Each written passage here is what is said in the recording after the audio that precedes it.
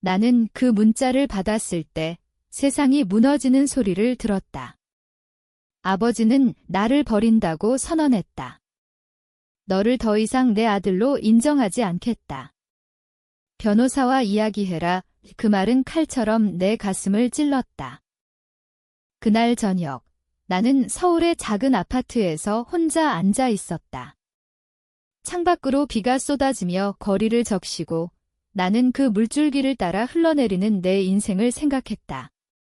28살, 대학을 졸업하고 겨우 안정된 직장을 잡았는데 이 모든 게 끝난 기분이었다.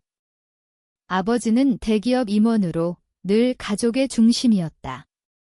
어머니가 돌아가신 후 우리는 더 가까워졌다고 믿었다. 그런데 왜 나를 버리는 거지? 문자를 다시 읽었다. 간단했다. 냉정했다. 이유는 없었다. 그냥 사실만. 나는 떨리는 손으로 전화를 걸었지만 받지 않았다. 그 대신 그의 변호사로부터 연락이 왔다. 상속 문제로 연락드립니다. 고객님께서는 자녀와의 관계를 단절하시기로 결정하셨습니다. 그 목소리는 형식적이었고 나는 그 안에서 아버지의 그림자를 느꼈다. 왜냐고 물었다. 변호사는 대답하지 않았다. 법적 절차를 따르시면 됩니다. 그게 전부였다. 나는 그날 밤 잠을 이루지 못했다. 머릿속에서 아버지의 얼굴이 맴돌았다. 어린 시절, 그는 나를 안아주며 너는 내 자랑이다라고 말했다. 그런데 이제 나는 버려진 쓰레기였다. 다음 날 출근길, 지하철에서 사람들을 보았다. 모두가 자신의 삶에 바빴다. 나처럼 상처받은 사람은 없을 것 같았다. 회사에 도착해 컴퓨터를 켜고 일에 집중하려 했지만 실패했다. 동료들이 물었다. 요즘 안 좋아 보이네. 나는 웃으며 괜찮아 라고 대답했다. 속으로는 폭발하고 싶었다. 집으로 돌아와 나는 아버지의 과거를 떠올렸다. 어머니가 암으로 돌아가신 후 그는 재혼했다. 새 어머니는 젊었고 아름다웠다. 그녀와의 사이에 새 동생이 생겼다. 그게 문제였을까? 상속, 돈. 나는 그동안 아버지의 사업을 도왔다. 주말에 사무실에 가서 서류를 정리하고 아이디어를 제안했다. 그런데 이제 나를 버린다. 나는 결심했다. 그냥 넘어갈 수 없다. 하지만 어떻게? 폭발적으로 대응하면 나는 패배자처럼 보일 터였다. 나는 조용히 계획을 세우기 시작했다. 먼저 아버지의 재정 상태를 알아봤다. 인터넷으로 회사 정보를 검색하고 지인들에게 물었다. 그는 최근 사업 확장을 위해 대출을 받았다. 취약점이었다. 그날 밤 나는 일기를 쓰기 시작했다. 오늘 아버지가 나를 버렸다. 나는 살아남아야 한다. 그 글자는 차가웠다. 감정은 억눌렀다. 울고 싶었지만 울지 않았다. 울음은 약함이었다. 나는 강해져야 했다. 며칠 후 나는 내 변호사를 만났다. 그는 대학 선배였다. 상황을 설명해봐. 나는 문자를 보여주고 이야기를 했다. 그는 고개를 저었다. 이건 감정적 결정이 아니야. 법적으로 준비된 거지. 우리는 상속법을 논의했다. 한국에서 아버지는 자유롭게 유언할 수 있지만 강제 유류분이 있다. 나는 그걸 이용할 수 있었다. 하지만 나는 단순히 돈을 원하지 않았다. 복수였다. 아버지가 나를 버린 만큼 나는 그를 무너뜨리고 싶었다. 변호사는 조심스럽게 물었다. 정말로? 나는 고개를 끄덕였다. 내 안에서 무언가가 변하고 있었다. 예전에 나는 순종적이었다. 이제는 아니었다. 나는 아버지의 새 가족을 관찰하기 시작했다. 소셜미디어를 통해 새 어머니의 게시물을 봤다. 그녀는 사치스러운 생활을 자랑했다. 명품 가방, 해외여행. 그 돈은 어디서 왔을까? 아버지의 사업 자금? 나는 그걸 파헤치기로 했다. 출근 후 나는 회사 컴퓨터로 아버지의 회사 재무 보고서를 다운받았다. 불법은 아니었다. 공개 정보였다. 하지만 그 안에서 이상한 점을 발견했다. 일부 거래가 불투명했다. 세금 탈루. 나는 그걸 메모했다. 집에서 나는 혼자 중얼거렸다. 아버지, 당신은 나를 버렸어. 이제 내가 당신을 버릴 차례야. 그 말은 내 가슴을 후벼 팠다. 정말로 할 수 있을까? 나는 아버지를 사랑했다. 아니, 사랑했다고 믿었다. 이제 증오가 그 자리를 채웠다. 변호사와의 두 번째 미팅에서 우리는 계획을 세웠다. 먼저 상속소송을 제기하지 말고 기다리자. 아버지가 먼저 움직이게. 그동안 증거를 모으자. 나는 동의했다. 기다림은 고통이었다. 매일 아침 문자를 확인했다. 아버지로부터 아무 소식 없었다. 그 침묵이 나를 갉아먹었다. 나는 새 동생을 생각했다. 아직 어린아이, 그 애는 무죄였다. 하지만 아버지의 선택으로 나는 그 가족의 일부가 아니었다. 내 안에서 갈등이 일어났다. 복수를 하면 그 애도 피해를 입을까? 나는 그 생각을 밀어냈다. 나 혼자서 왜 걱정해? 그들은 나를 신경 쓰지 않잖아. 시간이 지나면서 나는 변했다. 웃음이 줄었고 눈빛이 차가워졌다. 동료들이 피했다. 나는 상관없었다. 오직 복수만이 나를 지탱했다. 나는 매일 아침 거울을 보며 자신을 설득했다. 살아야 해, 이 고통을 견뎌야 해. 하지만 그 말은 공허했다. 밤마다 악몽이 찾아왔다. 아버지가 나를 버리는 장면, 어머니의 무덤 앞에서 혼자 서 있는 나. 깨어나면 땀이 흘렀다. 변호사는 증거를 모으라고 조언했다. 나는 아버지의 회사의 지인을 통해 접근했다. 옛 동료였다. 최근 상황 어때? 캐주얼하게 물었다. 그는 사업이 어려워. 대출이 많아라고 대답했다. 나는 그 정보를 적었다. 아버지는 위험한 투자를 했다. 부동산 개발, 하지만 시장이 불안정했다. 나는 새 어머니를 추적했다.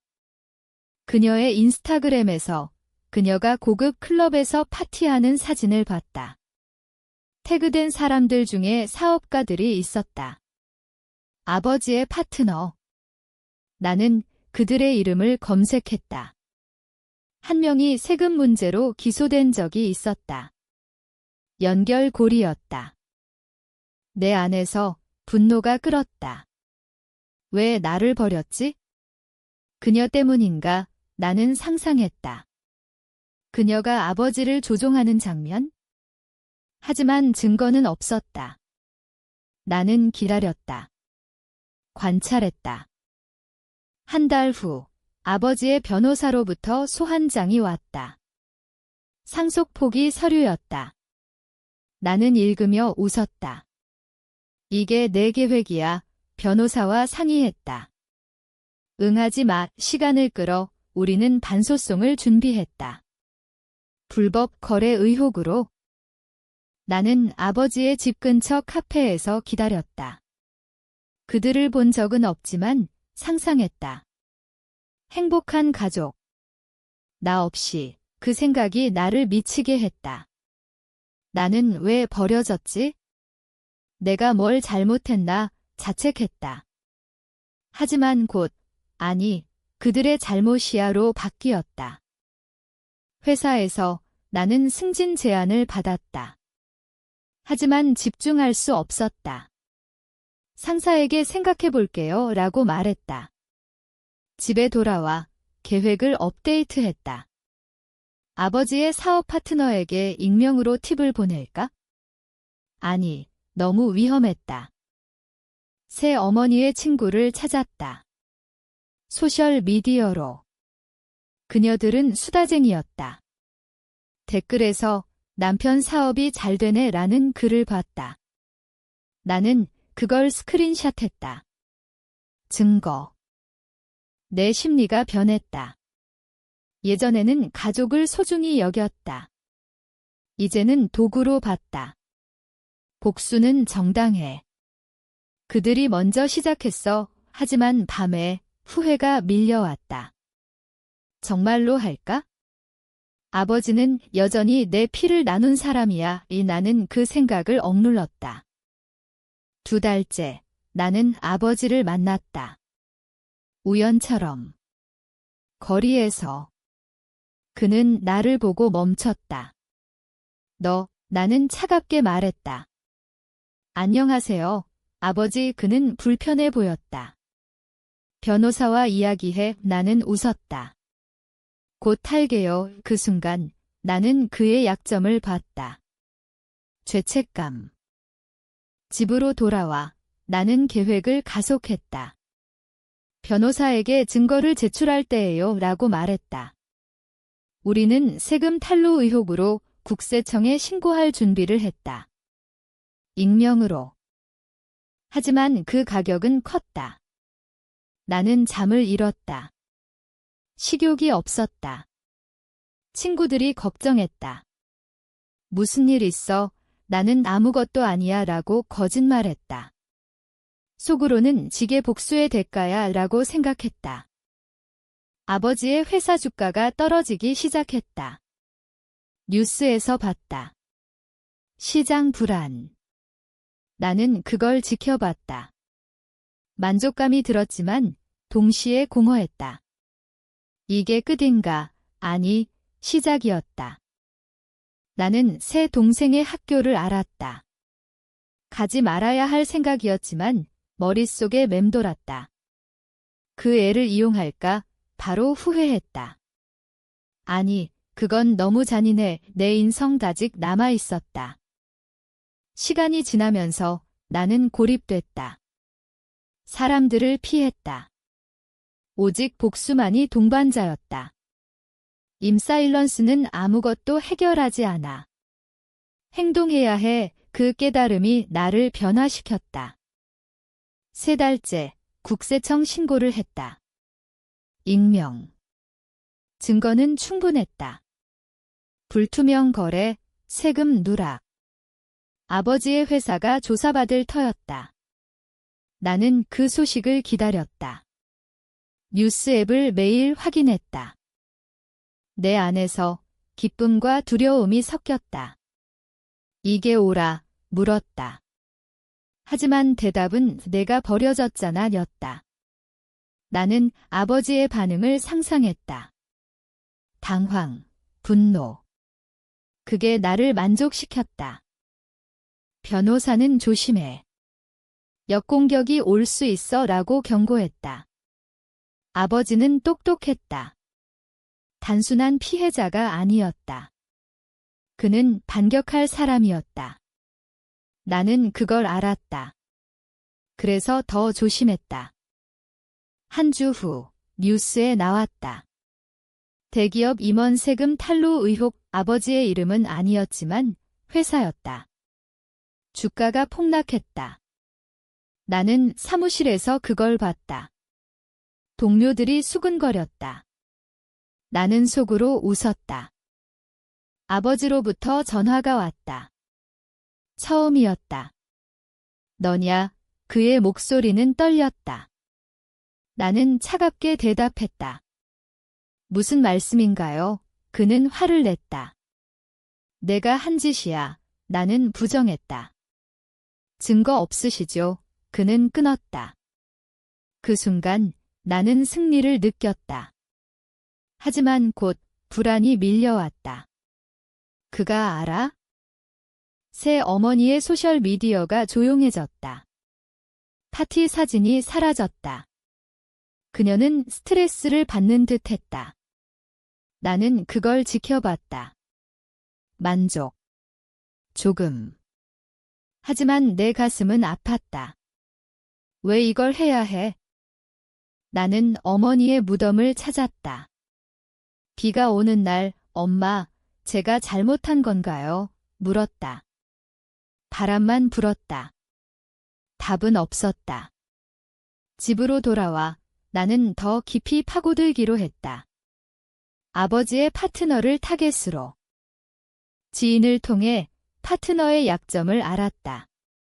불륜. 나는 사진을 확보했다. 익명으로 아버지에게 보낼까? 아니, 파트너의 아내에게. 그게 더 효과적이었다. 그 결정을 내리며 나는 떨렸다. 이건 너무 잔인해 하지만 그들이 나에게 한 짓을 생각해라고 자신을 설득했다. 보내는 순간 후회했다. 하지만 돌이킬 수 없었다. 파트너의 결혼이 흔들렸다. 소문이 돌았다. 아버지의 사업이 더 어려워졌다. 그는 대출을 갚지 못할 위기였다. 나는 그걸 봤다. 뉴스에서. 내 삶은 무너지고 있었다. 회사에서 실수를 저질렀다. 상사가 질책했다. 집중해, 나는 죄송합니다라고 말했다. 하지만 마음은 엘스어였다. 아버지가 다시 연락했다. 만나자, 카페에서. 나는 갔다. 그는 지쳐 보였다. 왜 이러는 거냐? 물었다. 나는 당신이 먼저 버렸잖아요. 라고 대답했다. 그는 한숨을 쉬었다. 그건 새 가족 때문이야. 내가 이해할 줄 알았어. 나는 웃었다. 이해. 당신은 나를 지웠어요. 그 대화 후 나는 더 단단해졌다. 그는 후회하지 않아. 그냥 피해를 최소화하려 해오 복수는 계속됐다. 하지만 가격은 컸다. 나는 불면증에 시달렸다. 약을 먹었다. 친구를 잃었다. 너 변했어 라는 말을 들었다. 맞았다. 나는 예전의 내가 아니었다. 4달째 아버지의 회사가 파산 위기에 몰렸다. 파트너가 이탈했다. 불륜 스캔들 때문. 나는 그 결과를 지켜봤다. 만족감이 들었지만 동시에 공허했다. 이게 끝인가? 아니, 더. 새 어머니가 이혼 소송을 제기했다. 소문이었다. 그녀는 돈을 요구했다. 아버지는 무너지고 있었다. 나는 변호사에게 상속소송을 시작할 때예요 라고 말했다. 이제 타이밍이었다. 소송을 제기했다. 유류분 청구, 아버지는 반대했다. 법정에서 만났다. 그의 눈빛은 증오였다. 내가 어떻게 나는 차갑게 봤다. 당신이 가르치셨죠. 생존. 재판 과정에서 그의 약점이 드러났다. 세금 문제. 국세청 조사가 진행 중이었다. 판사는 증거를 요구했다. 아버지는 변호사를 통해 부정했다. 하지만 나는 더 있었다. 내 안에서 갈등이 커졌다. 멈출까? 그는 이미 망했어. 하지만 아니, 완전히 나는 새 동생을 생각했다. 그 애는 이제 불안정한 가정에 있었다. 미안했지만 그건 아버지의 선택이야 라고 자신을 타일렀다. 재판 후 아버지가 찾아왔다. 그만해. 내가 원하는 게 뭐냐? 나는 인정. 당신이 잘못했다는 이 그는 고개를 저었다. 나는 후회하지 않아 그 말에 나는 분노했다. 복수는 가속됐다. 나는 언론에 팁을 줬다. 익명. 임원 가족 스캔들 기사가 나왔다. 아버지의 이름이 공개됐다. 사회적 압력이 커졌다. 그는 퇴직을 강요받았다. 내 삶은 회사에서 해고 위기였다. 집중 부족으로 나는 새 직장을 찾기 시작했다. 하지만 이력서 쓰는 손이 떨렸다. 이게 복수의 대가야. 밤에 나는 혼자 울었다. 처음이었다. 아버지, 왜? 하지만 눈물은 멈췄다. 약해지지 마. 아버지가 병원에 입원했다. 스트레스성 질환. 나는 방문하지 않았다. 대신 지켜봤다. 새 어머니는 떠났다. 동생은 그녀와 함께. 가족은 해체됐다. 나는 만족했을까? 조금. 하지만 내 안은 텅 비었다. 나는 누구야? 복수자. 아니면 괴물. 그 질문이 나를 괴롭혔다. 소송은 계속됐다. 나는 승소할 터였다. 돈을 받을 터였다. 하지만 그게 무슨 의미? 5달째 재판이 끝났다. 나는 유류분을 받았다. 아버지의 재산 일부. 하지만 그는 이미 파산했다. 돈은 적었다. 상징적이었다. 아버지는 퇴원 후 작은 아파트로 이사했다. 나는 그 주소를 알았다. 방문할까? 아니. 대신 편지를 보냈다. 이게 당신의 선택 결과예요. 그의 반응은 없었다. 침묵. 그 침묵이 나를 더 아프게 했다. 왜 대답하지 않아? 내 새 직장은 스타트업이었다. 힘들었다. 하지만 집중했다. 복수가 끝난 듯 했다. 하지만 아니었다. 내 심리가 변형됐다. 사람들을 믿지 않았다. 관계를 피했다. 친구가 물었다. 무슨 일 있었어? 나는 가족 문제라고만 말했다. 속으로는 너희는 이해 못해. 아버지가 연락했다. 만나자 나는 거절했다. 하지만 궁금했다. 왜? 결국 만났다. 공원에서. 그는 늙어 보였다. 내가 이겼다 말했다. 나는 승패가 아니에요. 공정, 그는 웃었다. 너는 나처럼 됐어? 냉정해 그 말은 충격이었다. 아니야, 하지만 맞았다. 집으로 돌아와 나는 거울을 봤다. 눈빛이 아버지 같았다. 이게 가격이야. 내 인성. 새 동생을 만났다. 우연히. 학교 근처. 그 애는 나를 알아봤다. 형, 나는 멈췄다. 잘 지내, 그 애는 울었다. 아빠가 아파, 나는 미안이라고 말했다. 하지만 속으로는 내 탓 아냐. 그 만남 후, 후회가 밀려왔다. 멈췄어야 했어, 하지만 늦었다. 아버지의 사업은 완전히 망했다. 그는 빚쟁이에게 쫓겼다. 나는 도울 수 있었다. 하지만 하지 않았다. 그게 복수야. 내 삶은 안정됐지만 행복은 없었다.